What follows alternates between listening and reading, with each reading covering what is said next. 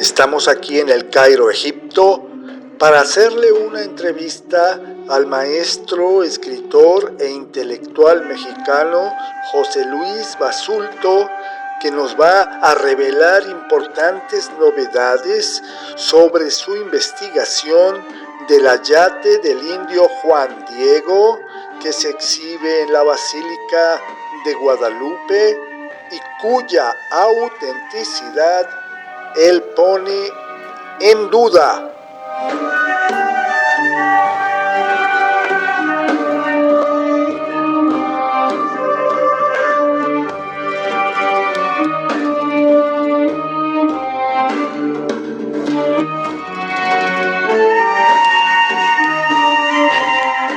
Estamos dentro de la iglesia de la Virgen María, que está precisamente en las márgenes del río Nilo, aquí en el sector de Madi, en el Cairo, Egipto.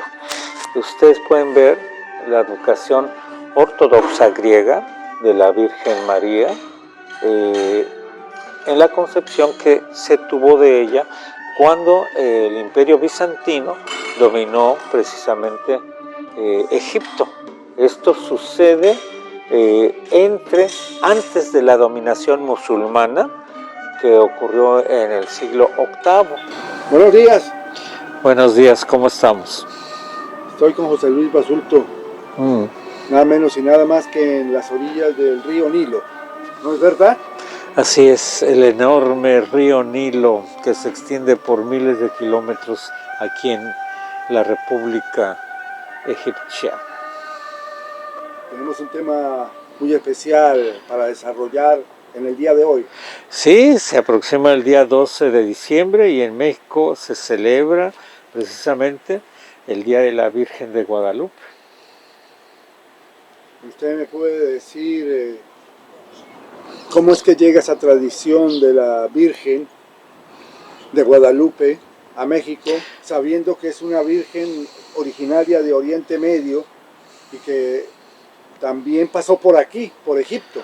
Efectivamente, o sea, recordemos que ya en lo que representa la escritura bíblica, se anuncia a María y a José que tienen que salir huyendo porque Herodes está intentando sacrificar a todos los niños menores de 2 años, y es cuando la Virgen María toma al niño y huyen hacia Egipto. Está en las Sagradas Escrituras. Ellos entran atravesando el Sinaí, bajan, llegan a Asiut, una ciudad importante donde ustedes van a poder observar cuando vengan a Egipto, lugares donde se quedó la Virgen cuidando al niño, y de Asiut siguió hacia el sur, y tenemos muchas iglesias como esta, iglesias en otras zonas de aquí mismo del Cairo, donde van a ver el pozo de agua donde bebió la Virgen María, van a ver la iglesia de Santa Catarina que está en medio del Sinaí, donde estuvo la Virgen María, y es toda una ruta mariana que se hace aquí en Egipto. Ahora, ¿cómo llega a México? También en México tiene su historia. Todos sabemos, de acuerdo con el Nican Mopoa, que es la obra que describe la aparición o las apariciones de la Virgen de Guadalupe, que no es otra que la advocación de la Virgen María, que es la esposa de José y madre de Jesucristo, del niño Jesús. Aparentemente porque la historia es mucho más antigua. Estamos hablando de hace 7,000, 8,000 años antes de Cristo, donde aparece en lo que corresponde a Levante o la media luna fértil o Asia Menor o lo que llaman también Próximo Oriente, de la zona que actualmente ocupa el Líbano, Siria, Jordania, Palestina e Israel. Ahí en esa zona y un poco más arriba, entre el Tigris y el Éufrates, aparece lo que es la religión sumeria, que se compone de un dios al que llaman el Edión, que es el Altísimo, y que tiene una esposa que se llama Ashar, y ella es una mujer que teje. La coincidencia es que también los mayas tienen una diosa que teje. Entonces eso a mí me llama mucho la atención, que la diosa principal de los sumerios, que es la primera diosa de la que se tiene noticia, esposa del Altísimo, el Edión, es también una diosa tejedora en los mayas, y es fácil ver el icono, ¿verdad?, de la divinidad maya, para que la comparen, que está tejiendo igual que Ashar. Y entonces ellos, desde los sumerios, ya tenemos la presencia de la divinidad femenina, y de ahí evoluciona hasta pasa por todo el tipo de religiones, la religión babilónica, la religión hebraica, la religión cristiana, y inclusive en el Sagrado Corán hay un capítulo entero que se dedica a María. ¿Usted qué piensa de las creencias faraónicas de que la madre del faraón era virgen? Bien. ¿Por qué la madre del faraón tenía que ser virgen y pura? ¿Y por qué María tiene que ser virgen y pura, sin contacto carnal? Bueno, nosotros sabemos que en la religión egipcia, la deidad femenina que se parece a Ashar, Astar y a Istar es Isis. Isis es precisamente la advocación femenina, la presencia femenina en la religión, y obviamente tiene que ser virgen y pura, que es lo que persiguen casi todas las religiones. Sabemos que la Virgen María es virgen precisamente porque es el Espíritu Santo, que posiblemente sea la advocación superior femenina de la Trinitaria. O sea, tenemos a Dios, a Jesús y al Espíritu Santo. ¿Qué quiere decir esto? Que la advocación femenina es una herencia muy antigua que viene desde los egipcios, desde los sumerios, y que puede ser considerado el Espíritu Santo como la advocación femenina que inunda de gracia a María. La tradición o las creencias marianas llegan a la península ibérica por parte, evidentemente, de los predicadores cristianos. Sí. Y se instalan en un país, en Hispania, que se convierte en uno de los principales baluartes de María. Así es. De la adoración a María. Sí, tenemos la Virgen de la Macarena en España, la Virgen de Lourdes en Francia, y tenemos la Virgen en Brasil, ¿verdad?, que se llama también la Virgen Gracia, y tenemos en Cuba, en Perú, en todas partes, y sobre todo porque la imagen de la Virgen como la Madre de Dios es no propia exclusivamente de la religión cristiana o católica, viene de una forma muy antigua, pero muy, muy antigua, porque recordemos que Ashar es la esposa de El Elyon, que es el Altísimo de la primera religión que tenemos conocimiento, que es la Sumeria. Porque luego, cuando los conquistadores españoles llegan a América, de ahí primero al Caribe y luego a México, llevan esa advocación.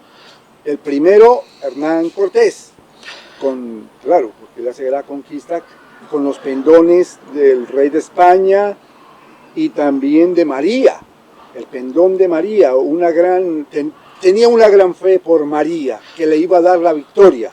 En particular estamos refiriéndonos a la Virgen del Rosario, que es la que traía Hernán Cortés consigo. Luego se dice que las órdenes eclesiásticas que llegaron a América, al continente americano, pues eligieron ciertos lugares en donde tenían presencia algunas deidades locales y que fueron sustituidas, como en el caso del Cerro del Tepeyac, por la advocación, estoy hablando en particular de la Virgen de Guadalupe, que se cree, según el Nican Mopoa, apareció en el Cerro del Tepeyac, que queda al norte de la Ciudad de México. ¿Usted eso lo ve como un mito? Bueno, yo respeto absolutamente todas las creencias, algunas son muy interesantes y soy un estudioso lingüístico de las creencias. O sea, soy un científico, soy una persona que lee, que ve a través de las lecturas de los libros sagrados, ¿sí? Y hago un análisis de lo que quisieron decir y el impacto que tiene en la cultura y en la población que tiene estas creencias muy respetables. ¿Es un teatro lo del indio Juan Diego? Bueno, lo que nos narra el Nicán Mopúa en el siglo XVII, XVIII es una narración bellísima que está escrita en náhuatl para que se pueda ser leída por los pueblos originales. La lengua franca en ese entonces era el náhuatl y nos narra una leyenda muy bella, la verdad que a mí me gusta mucho porque se plantea la aparición, varias apariciones de la Virgen de Guadalupe a un pueblo original, tal vez de origen texcocano, tal vez de origen mexicano antiguo, en el cual él al principio duda, ¿verdad? Como todo el mundo cuando ve una aparición, el mismo Mahoma dudó, ¿verdad? Cuando se le apareció el arcángel. Todos dudan cuando ven una aparición de estas porque no se creen, no se consideran dignos de que una aparición, digamos, de este tipo celestial esté ante ellos. Y el mismo Moisés también dudó y preguntó, ¿quién eres tú? Le preguntó varias veces a lo que se le apareció ahí en el monte Sinaí. Todos dudan, imagínense, si no. Bien, entonces es una narración bella que de alguna manera tuvo sus raíces, mantuvo sus raíces en México por una razón, porque nosotros también teníamos en el México antiguo deidades femeninas, pero la diferencia es que en México las deidades su género era ambivalente, tenían acepción femenina y masculina. Así que en su acepción femenina nosotros teníamos bastantes diosas femeninas o una sola diosa femenina que regía a nuestro país. ¿Cómo es posible que no hayan referencias a la Virgen de Guadalupe durante un siglo o más? Y que después, en el año 1600 y pico, ya a finales del 1600, sí se aprovechó la iglesia de la imagen de la Virgen de Guadalupe. ¿Por qué no habían referencias anteriores?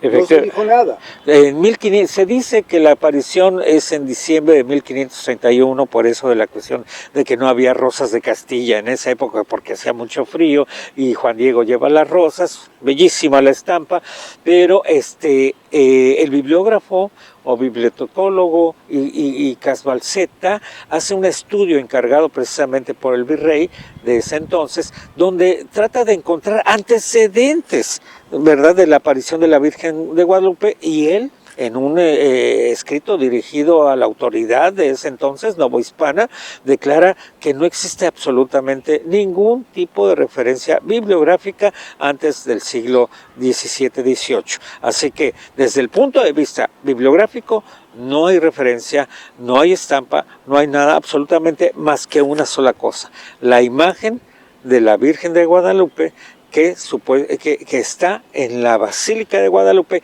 y que supuestamente apareció en el siglo XVI, exactamente el 12 de diciembre de 1531. Y de eso es lo que vamos a hablar a continuación. O sea que esta Virgen llegó a México, de Oriente Medio. La Virgen llegó a México. María, huyendo por la matanza de Herodes de los niños menores de 2 años. Entonces ella, con el arcángel que se le aparece, le dice: huye. Toma al niño y huye. Y vienen a Egipto. Y llegan hasta donde yo sé, hasta Azuit. Estamos aquí en la orilla del mar dulce, del Nilo. ¿Qué representa el Nilo para ti? Bueno, el Nilo, fíjense que he comparado mucho el Nilo con otras culturas, naturalmente con la de México, y el Nilo es la vida de todo un país, de toda una región, de todo un pueblo. El Bajo Nilo y el Alto Nilo, y de ahí pues nació esta gran nación con más de 6.000, 7.000 años de historia. Una pregunta muy importante es, ¿por qué en México la Virgen de Guadalupe es superior a Jesús, a Cristo, al Redentor? ¿Por qué? Bien, la tradición muy antigua, como ya les dije, la tradición sumeria, se equiparaba al Altísimo Eladión con la diosa, su esposa, que era también conocida como Ishtar.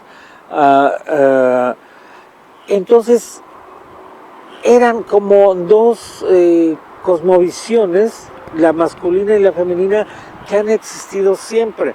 Entonces la advocación de la Virgen María, o sea, la Virgen de Guadalupe en México, no solamente es equiparable, ¿verdad?, a Jesucristo, sino que en ocasiones la patria mexicana se formó a través de su historia con la imagen de la Virgen de Guadalupe.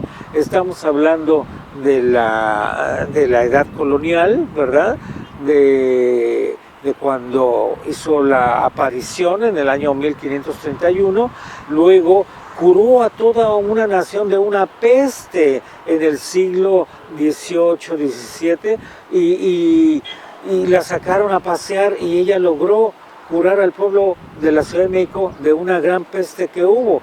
Entonces imagínense, a partir de ahí ya fue la más poderosa de las vírgenes que se trajeron a la Ciudad de México, como la Virgen de Rosario, la Virgen de la Asunción, etc.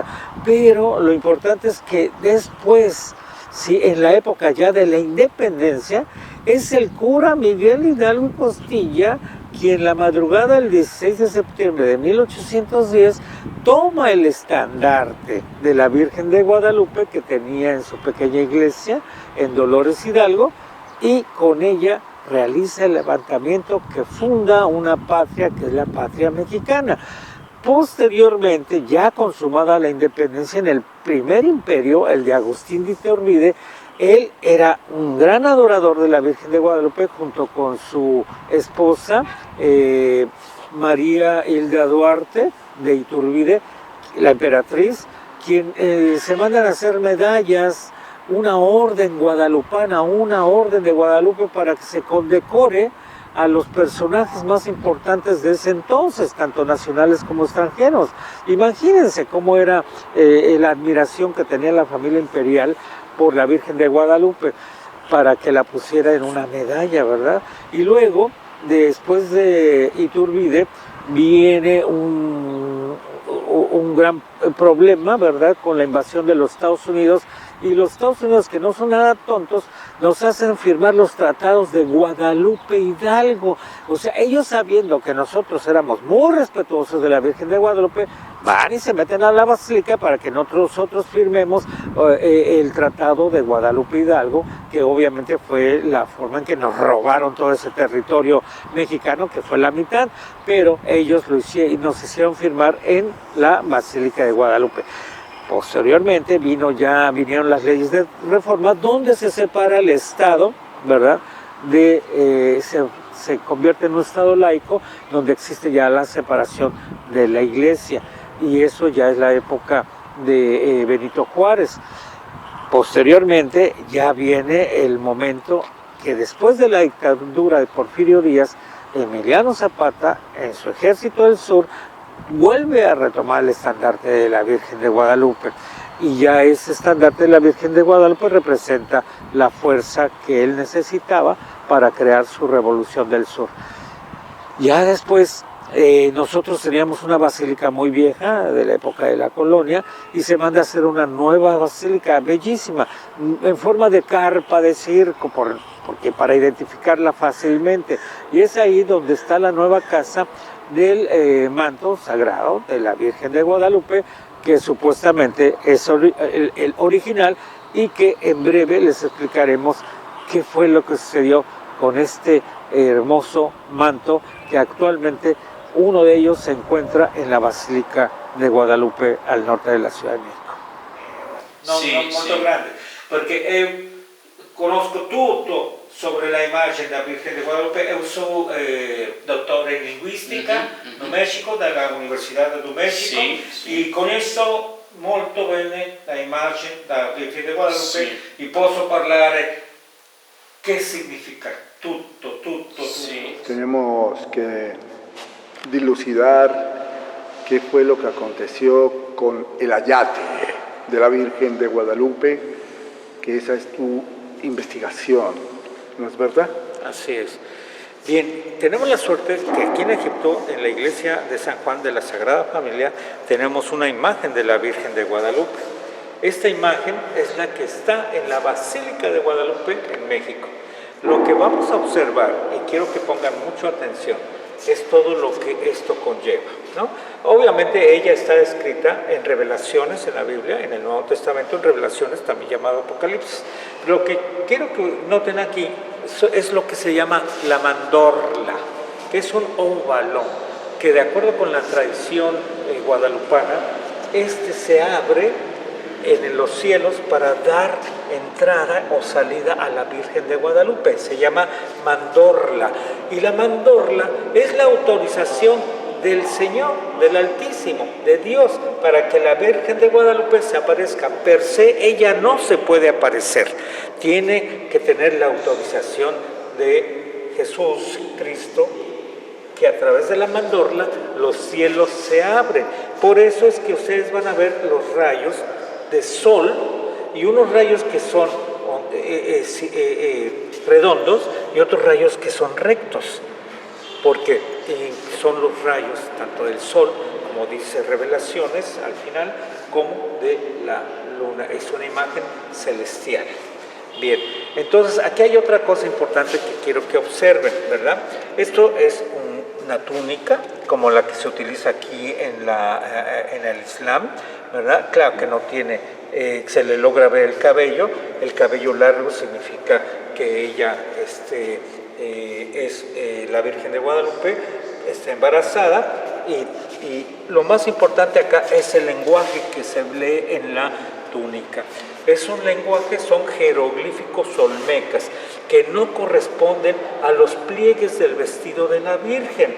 Como ven, si hay un acercamiento, aquí van a ver unas hojas que no corresponden a los pliegues del vestido de la túnica de la Virgen. ¿Por qué? Porque fueron adicionados posteriormente para explicarle al pueblo mexicano lo que significa la imagen. Cuenta la leyenda que cuando se presentaron los pueblos originales que llevaron y fueron llevados por los españoles para que entendieran la nueva aparición de la Virgen, los españoles les querían explicar, pero los pueblos originales de México dijeron: ¿qué nos vas a explicar? Lo que pasa es que tú no sabes leer, pero aquí está la historia de la Virgen. La historia de la Virgen, que está escrito con glifos olmecas, dice acá que esto que van a ver es una planta de la flor de calabaza. Antiguamente, en los pueblos antiguos de México, y sobre todo en la región maya, la calabaza es donde nacen las almas. Entonces aquí dice, en el lugar donde nacen las almas, ¿sí? Y aquí van a ver un quincunce, tiene varios quincunces por todas partes. El quincunce es una forma geométrica de 5 puntos, uno central y 4 a los lados. Esos 5 puntos significan que esta es el centro del mundo, el centro del universo. Entonces, ella es el centro del universo donde nacen las almas. Y escogió a México para aparecerse, y por eso la gran devoción que tiene el pueblo mexicano, porque supieron leer lo que los españoles no sabían. Ellos, los españoles, dijeron, son arabescos, pero no, yo ya revisé los arabescos y estos no son arabescos, son glifos que se encuentran la flor de calabaza en Chalcancingo, estado de Morelos, de donde es mi abuelo, y el quincunce que aparece en todas las expresiones culturales que tuvo México: teotihuacana, maya, mexicana antigua, tolteca, totonaca, y aparece esta forma geométrica llamada quincunce. Repito, la Virgen de Guadalupe textualmente dice: yo soy el centro del mundo y en mí nacen las almas. Ahora, esta imagen, ¿usted cree que es la verdadera que está ahí en la basílica? Muy bien, vamos a ver que esta Virgen se compone principalmente de la mandorla, ¿verdad? La túnica, todo está bien, pero le falta la corona. La corona era original en la Virgen de Guadalupe y esta no la tiene. Se dice que se le borró, que tuvo un accidente, que tuvo una mancha de ácido aquí en la cara porque se atentó contra ella, un accidente en el cual se le cayó ácida, pero la corona no existe. Entonces, ¿qué otra cosa sucede? Un obispo mexicano mandó a analizar el manto de la Sagrada Virgen de Guadalupe, lo mandó a analizar con el mismo científico que analizó el manto de Turín, porque el manto de Turín, este científico determinó que era de otros siglos que no correspondían a la época de la muerte de Jesucristo. Entonces, él dijo, teniendo la duda al arzobispo, te permito que vengas a hacer un estudio de la Virgen. Y lo importante es que él determinó que esta imagen que está en la Basílica de Guadalupe es de algodón, no de ixtle, no de ayate, que viene del maguey, del enequén, no lo es. Bueno, ¿qué sucede? Que estando yo cumpliendo una misión diplomática en los Estados Unidos, en la ciudad de Filadelfia, me invitaron a una casa de una mujer mexicana muy devota y con mucho dinero. Y ella me mostró una imagen que es increíble.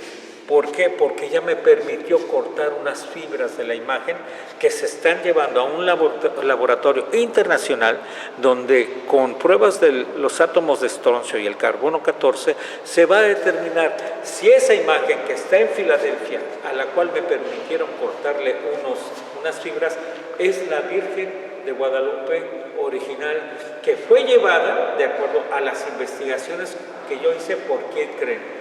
Pues por la viuda del emperador Agustín de Iturbide. ¿Por qué? Porque la señora, cuando fusilaron a su marido en México, ya que regresó, él no sabía que estaba condenado a muerte si regresaba, pero él regresó a México e inmediatamente lo fusilaron. Entonces, ¿qué sucedió? La viuda, ¿sí? María Duarte de Iturbide, se fue a Europa, pero no llegó, no le alcanzaron los recursos. El barco la dejó en Boston. En Boston se trasladó a Filadelfia, que era entonces la capital de los Estados Unidos, para entrevistarse con Polk, el presidente de los Estados Unidos, quien le dijo, no puedo hacer nada por ti porque estoy en guerra con México. Así que la señora murió muy pobre, pero en el menaje de casa, que está registrado en la lista de bienes de la señora María Duarte de Iturbide, aparece que se llevó muchas piezas de arte mexicano. Las piezas de arte mexicano correspondían precisamente a una de las grandes devociones que tuvo esta pareja imperial en México, que era la Virgen de Guadalupe, de la cual se hizo hasta una medalla, una orden de los Caballeros de Guadalupe, y con eso se premiaba a los buenos mexicanos y a los extranjeros que habían colaborado con México, la Orden de Guadalupe. Bueno, pues en ese menaje de casa que se llevó de México, posiblemente ella se llevó uno de los cuadros originales de la Virgen de Guadalupe, porque hubo varios, y tal vez el que está en Filadelfia, sí está hecho de ixtle, sí es uno de los originales, y las fotos que ustedes van a ver, que les vamos a mostrar, van a ver que hasta agrandando el ojo pequeño, que está hecho en ayate, en burdo ayate, se ve una imagen que corresponde a ustedes adivinar quién es. Con su fe, yo pienso que si es grande su fe, van a poder ver lo que yo vi. Muchas gracias y estamos muy agradecidos de haber podido tener contacto con ustedes.